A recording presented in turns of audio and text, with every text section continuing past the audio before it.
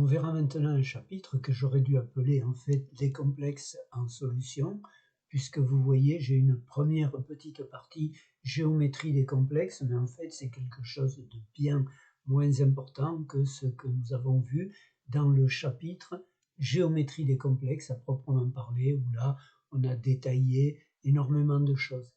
Dans la deuxième partie et dans la troisième, on verra donc les complexes en solution aqueuse, donc la formation de ces complexes, les zones de prédominance de chaque espèce. Et enfin, on fera un troisième chapitre, un troisième paragraphe, couplage complexe réaction acido-basique. Donc en réalité, les deux derniers paragraphes, qui sont de très loin les plus importants de ce chapitre, concernent la mise en solution des complexes dans l'eau. Vous voyez, je vous les ai écrits sous la forme L, M, L à l'indice N, c'est-à-dire qu'il y a N unités de ligand autour du cœur. Donc les complexes, comme on le sait, sont des composés de coordination constitués d'un noyau ou un cœur, c'est-à-dire un atome de métal ou un cation métallique, qui présente la caractéristique de posséder des lacunes électroniques. De l'autre côté, on va avoir des molécules neutres ou bien anioniques, à peu près jamais cationiques, même jamais cationiques, qui porteront des doublets électroniques libres, et ces molécules neutres joueront le rôle de ligand ou de coordinat. On emploie plus souvent le mot ligand que coordinat, mais vous pouvez rencontrer ce mot de coordinat, et en fait, ces ligands vont former avec le cœur des liaisons datives. J'ai mis avec le métal, le cœur ou le métal, c'est la même chose. Alors on va reconnaître que les complexes peuvent porter tout type de charge. On peut avoir des complexes anioniques, vous voyez, quand on a FeCN 6 fois avec une charge 3-, c'est en fait un Fe3+, qui est lié à 6Cn-, donc la charge globale va être -3. En revanche, ils peuvent être cationiques, c'est le cas par exemple de AgNH3 2+. En fait, là, ce sont deux unités de NH3 qui vont se fixer, se lier de façon dative avec Ag+. Ou alors neutre, c'est l'atome de fer qui va fixer 5CO, et donc ça va nous faire FeCO 5 fois. Ici, on va se limiter à des complexes qui possèdent un seul noyau et un seul type de ligand, et on les représentera par M, L entre parenthèses, indice N, c'est-à-dire qu'il y a N unités de ligand autour du cœur, autour du métal, de l'atome de métal ou du cation métallique central. Je vous ai dit que j'allais vous faire un petit rappel de la géométrie des complexes. Donc ce que je vous ai dit, les ligands sont liés au métal par des liaisons datives. Un métal pourra donc se coordonner avec autant de ligands qu'il possède de lacunes électroniques. Je vous ai mis ici un cation métallique qui possède 4 lacunes électroniques, et donc je me propose de fixer dessus 4 unités de ligands comme ceci. Donc cela fait qu'on va établir 4 liaisons datives, les doublets libres du ligand occupant les lacunes électroniques du cation métallique. Et donc dans cet exemple, comme vous le voyez, on a une coordinance de 4 pour le complexe en question. La charge du complexe va se calculer simplement. Ici, vous voyez, j'ai fait l'hypothèse que c'était Mn+, et 4 ligands neutres. Donc à ce moment-là, eh bien, la charge sera N+. On est bien d'accord. Bien entendu, dans ce cas-là, si le ligand avait été anionique, on aurait mis N moins 4 fois la charge du ligand. Si le ligand a une charge +1, on aurait eu N moins 4, qui est positif si N est supérieur à 4, égal à 0 si N est égal à 4, et négatif si N est inférieur à 4. Et donc la géométrie du complexe se détermine en utilisant la méthode VSEPR qui permet de prévoir la géométrie des systèmes moléculaires. Par exemple, un complexe de formule ML2 sera forcément linéaire, donc il peut être de type AX2, AE3X2 ou AE4X2, Donc vous voyez une coordination de 2 dans le cas de AX2, de 5 dans le cas de AE3X2 et de 6 dans le cas de AE4X2. Donc en général, ce type de complexe est linéaire. Si le complexe est de type ML3, alors il va pouvoir être AX3 ou AE2X3, et donc ce sont cette fois-ci des complexes triangulaires. Et enfin, on peut encore voir, on va en voir quelques autres, pardon. On a donc ML4 qui peut être de type AX4, c'est-à-dire tétraédrique, ou de type AX2E4, c'est-à-dire plan carré. Le type ML5, ça va nous donner du AX5, c'est donc une bipyramide triangulaire, et le 6, donc le ML6, type AX6, qui va être un octaèdre. Alors bien entendu, si vous voulez avoir plus de précision sur la méthode VSEPR, je vous propose de retourner plutôt voir les chapitres consacrés à l'atomistique, puisqu'ici c'était tout ce que je voulais vous en raconter. Vous voyez que c'est somme toute assez réduit. Eh bien, on va attaquer les complexes en solution aqueuse, et pour cela, on va commencer par parler des constantes de formation successives. Le complexe MLN ne se forme pas en une seule étape, il va se former en n étapes. À chacune de ces étapes, on va avoir une unité de ligand qui se fixe sur le M. Et donc, à chaque fois qu'on a ce type de réaction, on aura une constante de formation. Vous voyez que ici, je vous donne le complexe avec une unité de ligand, M plus L donne ML.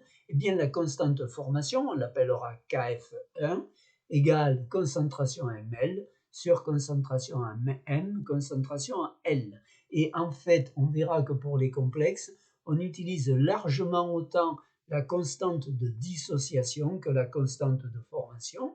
La constante de dissociation, c'est on part du complexe, donc l'équilibre 1, on l'écrit dans l'autre sens. Et donc la décomposition ou la dissociation, c'est donc, ça va nous faire ML, concentration M que multiplie concentration L, divisé par concentration en ML.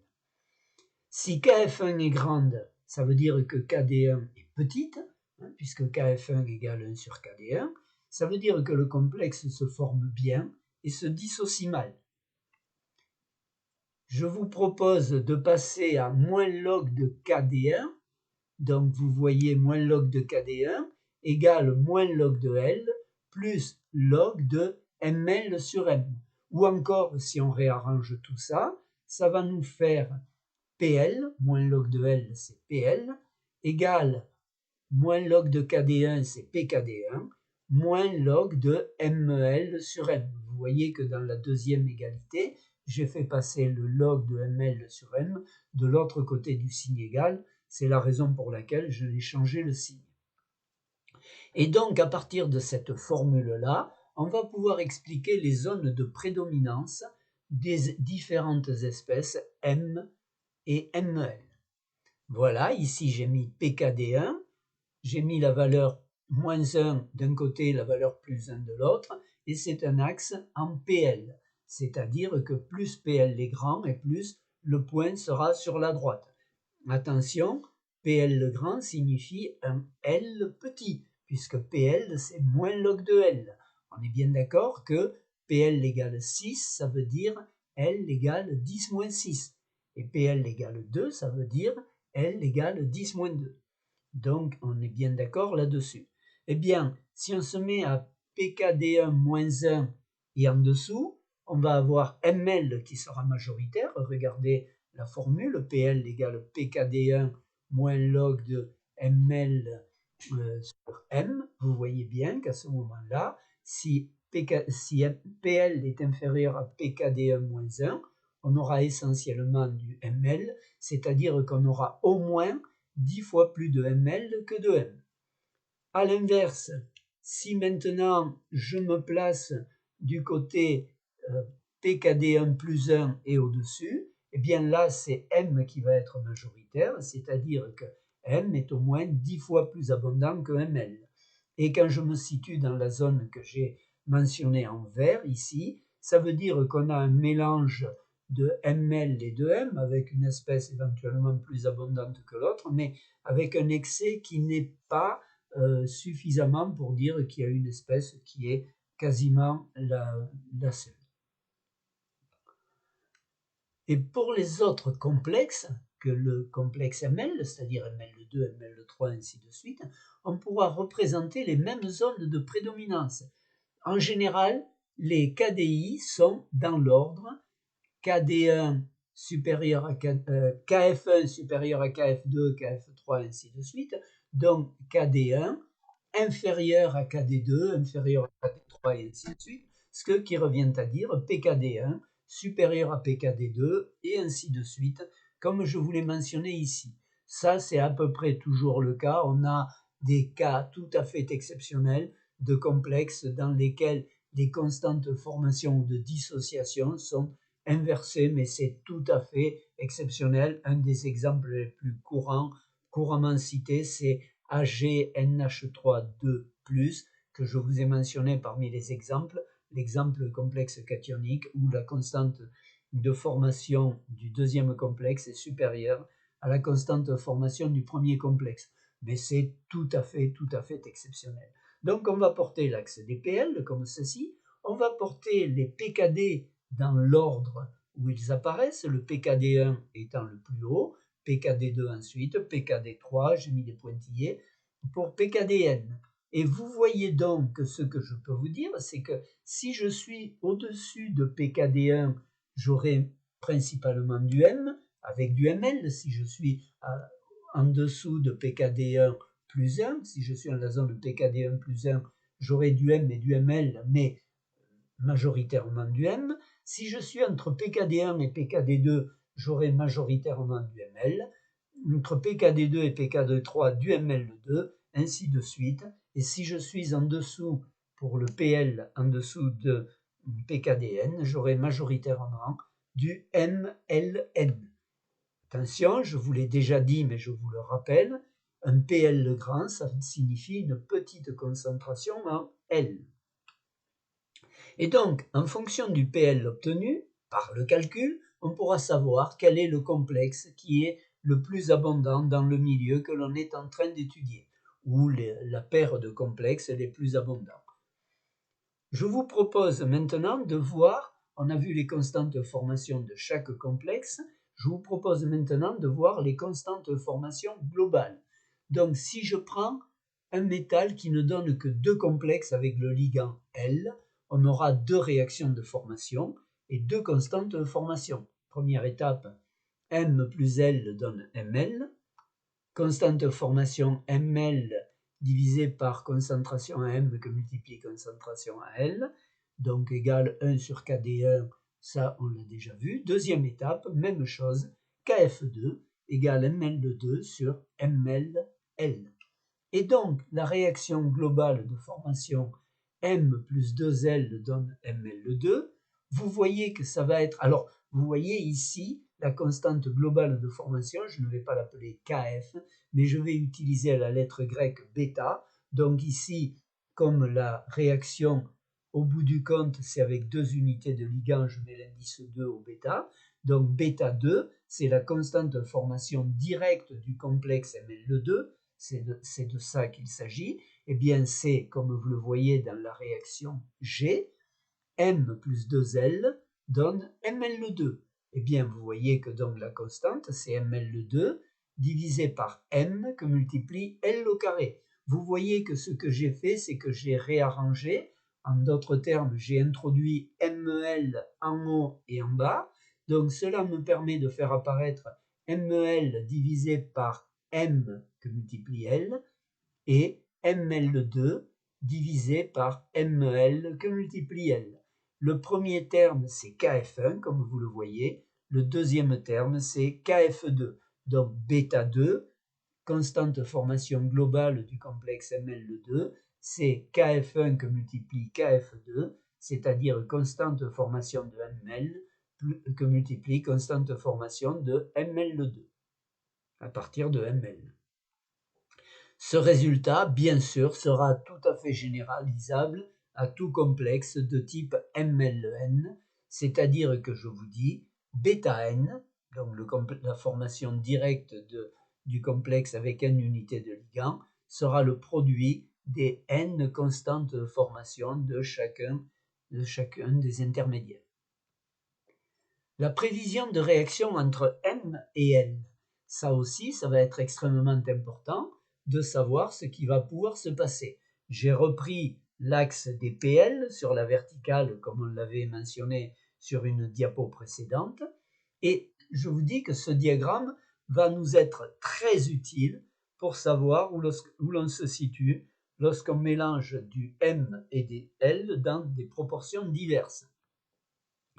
Si M est un excès par rapport à L, cela signifie que M et L vont coexister suivant des proportions qui seront fixées par la réaction. M plus L donne MEL, réaction la plupart du temps, souvent équilibrée, avec une concentration en C, une concentration en M égale à C, en L égale à C', MEL étant égal à 0 au départ. Je vais consommer X mol par litre de M et X mol par litre de L pour constituer X mol par litre complexe ML, et la concentration donc en M et en L va être donnée par C-X et C'-X comme vous le voyez. La constante de formation à ce moment-là, c'est ML sur M que multiplie L, c'est donc X sur C-X, facteur de C'-X. Ceci est une équation du du second degré, donc que l'on sait résoudre. Ceci étant, je vous propose également de dire que si Kf est grand, alors la réaction est totale, et à ce moment-là, on aura M qui sera à la concentration C moins C' à la fin, il restera des traces de L, et on aura fabriqué C' mol par litre de MEL, à la condition bien sûr que M soit plus grand que L, et que la constante soit assez grande pour que la réaction puisse être considérée comme totale. Donc voilà, ce que je vous ai mis ici, c'est que si la réaction est quasi totale, X est pratiquement égal à C'. Si maintenant, on a L0 compris entre M0 et N fois M0, on pourra écrire les réactions, MEL comme ceci, donc avec C', ainsi de suite. Comme la réaction, cette fois-ci, a un grand excès de L, elle va déplacer dans le sens formation de MEL. Ensuite, eh bien, j'imagine que je peux rajouter une deuxième unité de L, que le L est suffisamment abondant pour qu'il puisse se former ML2. Donc ici, la concentration initiale, la voilà. La concentration pour chacune des espèces, vous voyez, il y a MEL et L qui se déduisent de la réaction, qui nous sont donnés directement par la réaction écrite au-dessus. Si la réaction est totale, encore une fois, je consomme tout le MEL pour fabriquer du ML2, et bien entendu, j'ai consommé 2C mol par litre de L, il en reste donc C' moins 2C. Et ainsi de suite, jusqu'au moment où le dernier complexe sera annexé par rapport à L, c'est-à-dire que j'arrive ici au fait que pour l'équilibre MLI-1 plus L donne MLI. Ici, vous voyez, j'ai mis C mol par litre de MLI-1 puisqu'il s'est formé quantitativement par rapport au M initialement introduit. Je vous ai mis que la concentration en L, c'était la concentration initiale C', diminuée de I-1 fois la concentration C pour avoir formé MLI-1. MLI, bien sûr, au départ est égal à 0. Et là, comme la réaction n'est pas totale, je vais avoir X.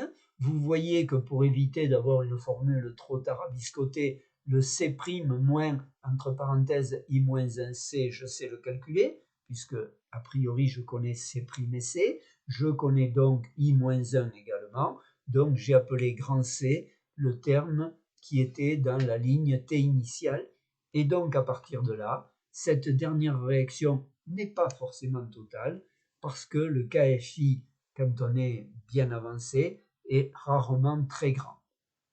Donc pour résoudre ce problème, eh bien on va résoudre l'équation du second degré dans laquelle on a KFI, oui, égale MLI sur MLI moins 1 que multiplie L, c'est-à-dire X, facteur de petit c, X divisé par petit c X moins grand C X, le grand C étant ce qui est en bleu ici.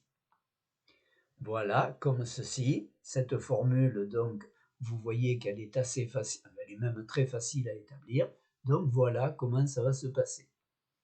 Maintenant, si NM0 est inférieur à L0, c'est-à-dire qu'on a mis suffisamment de L pour pouvoir introduire N unités de L autour du cation métallique ou du métal, de l'atome métallique. À ce moment-là, on pourra écrire directement la réaction de formation de MLN, vous voyez, C, C', 0 pour MLN au départ. Vous voyez qu'à la fin, il restera des traces de M, C' moins NC pour L et C pour MLN. Et donc, l'utilisation de bêta N, c'est bêta N égale MLN divisé par M L à la puissance n. Vous voyez que ici, j'ai donc le M qui me pose un petit souci parce que epsilon, ça veut dire très peu, mais très peu, ça n'a pas grande signification. Mais donc, en fait, ce que je vais pouvoir faire, c'est de calculer M, puisque je connais bêta n, que je sais calculer, puisque bêta n sera kf1 que multiplie kf2, ainsi de suite jusqu'à kfn. Et donc, cette relation que je réarrange ici, vous voyez quand la formule que je vous ai réécrite ici, nous permet de calculer la concentration en M et nous permet de vérifier que cette concentration est très petite. Et en fait, la valeur de L que l'on peut calculer, c'est donc C' moins N de C, doit confirmer que la valeur de PL est correcte, c'est-à-dire que l'on est bien dans la zone où c'est MLN qui est l'espèce majoritaire. On va maintenant définir la notion de couple donneur-accepteur. En fait, comme pour les acides et les bases, on va pouvoir définir des couples donneur-accepteur. Un couple donneur-accepteur, ce sera alors ici en l'occurrence j'ai mis l'accepteur puis le donneur, c'est-à-dire que MLI-1 pourra fixer un L pour devenir MLI, et donc on va placer ces couples sur un axe des PKD, comme ceci. Vous voyez, pour le PKD le plus grand, c'est pour le premier complexe. Ensuite, le deuxième complexe est un peu plus bas, le troisième complexe encore plus bas, ainsi de suite, jusqu'à MLN qui va être la plupart du temps, à peu près toujours, le complexe le plus bas. Donc ici, ce que je vous ai dit, c'est que quand on descend, on a un caractère donneur qui augmente, et puis de l'autre côté, quand on monte, on a le caractère accepteur qui augmente. Donc, du côté droit, plus on est bas et plus le complexe est donneur, la forme qui se situe sur la droite est donneuse, et plus sur la gauche, plus on est haut, et plus la forme qui est présente sera accepteuse d'électrons, de ligands. Pardon. Donc ainsi, si on mélange un complexe MLI avec un autre complexe MLJ, on mettra en œuvre la réaction du plus fort donneur, celui qui est le plus bas, avec le plus fort accepteur, c'est-à-dire celui qui est le plus haut. Je vous propose maintenant de voir ce qu'il se passe si L peut se lier, former des complexes avec les deux métaux M et M'. Eh bien, on va imaginer que M peut donner trois complexes, ML, ML2 et ML3, et que M' donne seulement deux complexes, M'L et M'L2, et on va porter tout cela sur un axe des PKD. Voilà, alors c'est tout à fait arbitraire, on est bien d'accord, étant donné que je ne donne aucune indication sur ce qu'est L, sur ce que sont M et M', je peux mettre ce que je veux. La seule chose que je respecte, c'est que je mets le PKD du complexe le moins chargé en ligand le plus haut et le PKD du complexe le plus chargé en ligand le plus bas. C'est tout ce que je peux faire. Ça, je suis obligé de le respecter. Le reste, j'ai mis ça un peu n'importe comment, de manière à ce qu'on puisse raisonner sur ces couples donneur-accepteur. Alors, ce que je vous dis, bien entendu, c'est que dans ce cas de figure, si j'ai du M et du M' dans le milieu et que je rajoute progressivement du L, eh bien, c'est d'abord MEL qui va se former le premier. Ensuite, c'est M'L, puis vous voyez, ça va être ML2, après on pourrait dire M'L2 et enfin ML3. Mais ce qui me semble plus intéressant, c'est de dire que se passe-t-il si dans une solution, j'ai du ML3 et que je rajoute du M'. J'ai du ML3, je rajoute du ML'. Vous voyez que donc ML3 c'est le plus fort donneur du milieu, M' c'est presque le donneur, c'est presque l'accepteur le plus fort, donc on va avoir la réaction ML3 va donner une unité de ligand à M', et donc on aura la réaction ML3 plus M' donne ML2 plus M'L. ML2 plus M'L. Cette fois-ci, donc le donneur c'est ML2, vous le voyez, et il est en présence de M'L qui est plus bas. Donc le ML2 n'est pas très donneur et le M'L n'est pas très accepteur, ce qui revient à dire que on va s'arrêter là. On n'ira pas plus loin en ce qui concerne l'évolution. Je vous voyais que la constante de la réaction que je vous ai mentionnée, ML3 plus M' donne ML2 plus M'L. Je l'ai exprimé, je vous ai dit que c'était Kf' divisé par Kf3. Et donc ici, on voit bien quand on regarde le graphe des PKD que le Kf3 va être très petit, puisque le KF3 va être très petit, puisqu'en fait on a le PKD qui est petit, ça veut dire KD grand, et donc KF petit. Et donc la constante va pouvoir être considérée comme grande. Et puis ensuite, eh bien, ce que je vous ai dit et que je fais apparaître par écrit, de manière à ce que vous en soyez bien convaincus, c'est que les deux espèces obtenues, c'est-à-dire M'L et ML2, sont stables, puisque le donneur, ML2, est plus haut que l'accepteur, M'L. Et donc, si le donneur est plus haut que l'accepteur, le donneur n'est pas assez donneur et l'accepteur n'est pas assez accepteur, pour qu'il y ait encore un échange de ligands. Maintenant, je vous propose de passer à la compétition entre deux métaux sur un ligand. On se limitera donc au cas où les deux métaux ne forment que des complexes MEL et M'L et que le ligand est très peu abondant, parce que si le ligand est très abondant, les deux complexes vont se former. Donc l'intérêt de ceci, c'est de travailler avec un défaut de ligand pour savoir lequel des deux va se former ou s'il y a prédominance ou pas. Donc ici, la bonne façon de fonctionner, c'est d'écrire la formation du complexe le plus stable. Pour avoir le complexe le plus stable, eh bien, si je dis que Kf est plus grand que K'F, c'est donc le complexe ML qui va se former le premier. Et donc avec une constante qui est comme ceci. Puis ensuite, il y a du M' dans le milieu. Donc on va pouvoir imaginer une réaction entre ML et M', comme ceci. ML plus M', alors là, j'aurais pu être encore plus prudent et ne pas mettre de signe égal ici, et dire on va d'abord voir si cette réaction est totale ou équilibrée. On est tranquille, elle n'est pas totale, cette réaction, puisque par définition, la constante de formation, par hypothèse que je vous ai proposée là, la constante de formation du ML est plus grande que la constante de formation du M'L. Et donc ici, à l'instant initial, je vais avoir ceci, et donc j'ai la constante K, dans laquelle vous voyez ce que j'ai fait, c'est que j'ai multiplié en haut et en bas par la concentration en L, et cela me permet d'avoir K'F sur Kf. Comme K'F a été posé plus petit que Kf, la constante va être petite, et donc on va pouvoir déterminer la composition à l'équilibre, tout simplement en utilisant la constante qui est là, mais en posant qu'elle est égale à x carré sur c moins x facteur de c' moins x. C'est une équation du second degré.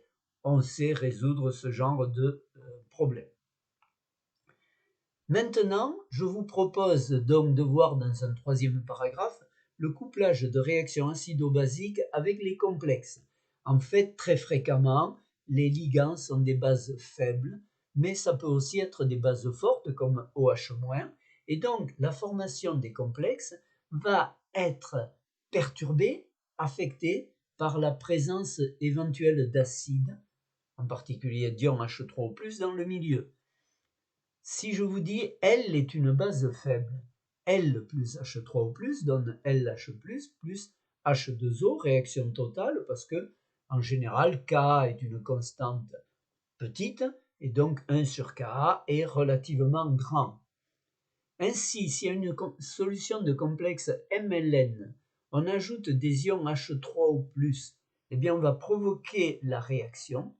MLN plus H3O+, donne MLN-1 LH+, plus H2O, avec une constante qui est 1 sur K que multiplie KFN.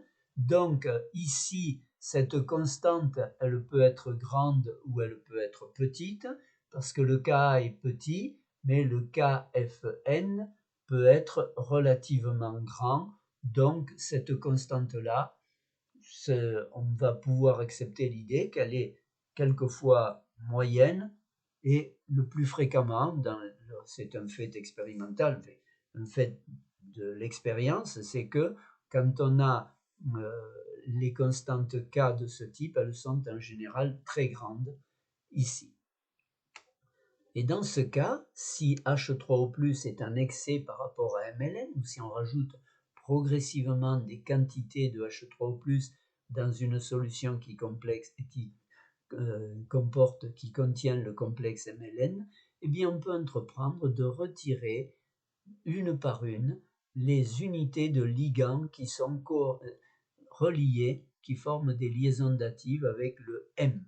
Et donc ici, on va pouvoir progressivement consommer le H3O+, en retirant à chaque fois une unité de ligand.